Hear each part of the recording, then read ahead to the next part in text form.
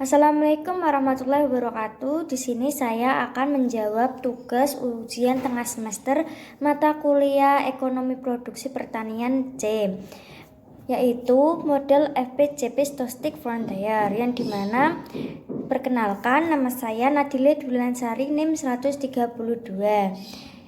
Dari tabel data produksi jagung bervariabel Z, benih bervariabel X1, tenaga kerja bervariabel X2, dan pupuk kandang bervariabel X3, dan terakhir pupuk fosfat bervariabel X4. Di sini saya dengan jumlah data 120 yang masing-masing data dikalikan 2 dan diperoleh angka produksi jagung Z 56, 40, 40, 120, 96, 88, 56, 48, 24, 64, 40, 80, 40, 64, dan seterusnya.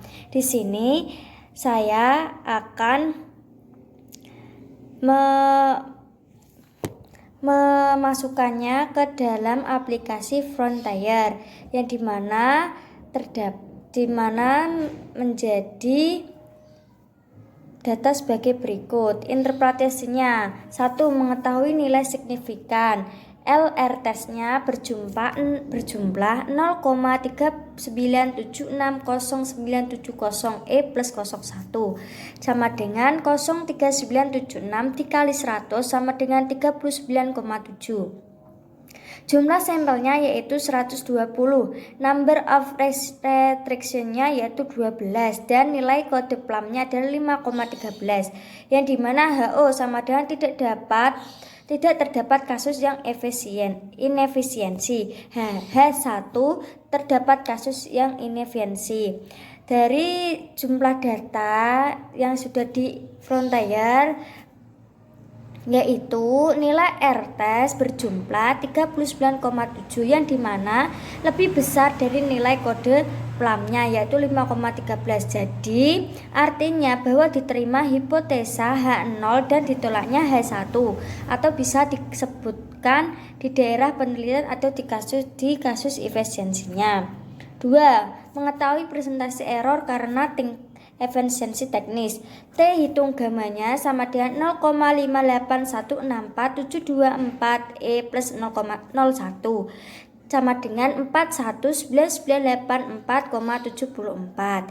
T tabelnya yaitu 2,0210754, dan interpretasinya yaitu nilai T hitung 419984,74 lebih besar dari tabel 2,021050574, yang artinya 99% error term disebabkan karena inefisiensi teknis atau ketidakmampuan produksi jagung untuk menghasilkan produktivitas tertinggi, disebabkan 99% adanya inefisiensi teknis, sedangkan 1%-nya karena resiko. 3. Pengaruh variabel terhadap output. T tabel 5% sama dengan 2,0210754. T tabelnya 10% yaitu 1,683581, yang dimana interpretasinya adalah input X1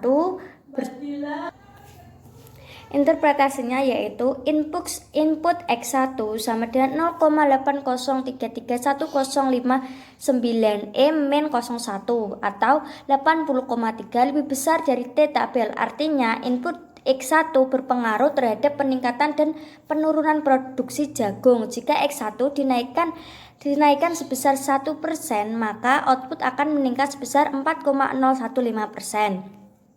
Input X2 yaitu 0,1197956E min 01 atau 11,1, yang dimana lebih kecil dari T tabel. Artinya input X2 berpengaruh terhadap peningkatan atau penurunan produksi. Input X3 yaitu 0 min 0,9511804E plus 01 atau min 95,1 atau lebih kecil dari T tabel. Artinya input X3 tidak berpengaruh terhadap peningkatan dan penurunan produksi jagung. Dan yang terakhir, input X4 yang dimana sebesar 0,1712941 E plus 01 atau 17,1 yang dimana lebih besar dari T tabel, artinya input X4 berpengaruh terhadap peningkatan atau penurunan produksi jagung. Jika input X4 dinaikkan sebesar 1%, maka output meningkat sebesar 0,855%.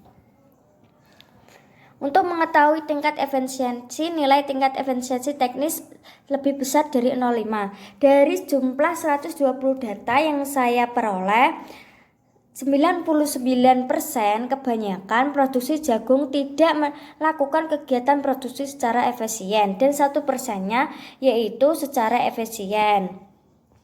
Terima kasih, itulah beberapa penjelasan yang bisa saya sampaikan. Mohon maaf jika ada kesalahan kata. Billahi taufik wal hidayah. Wassalamualaikum warahmatullahi wabarakatuh.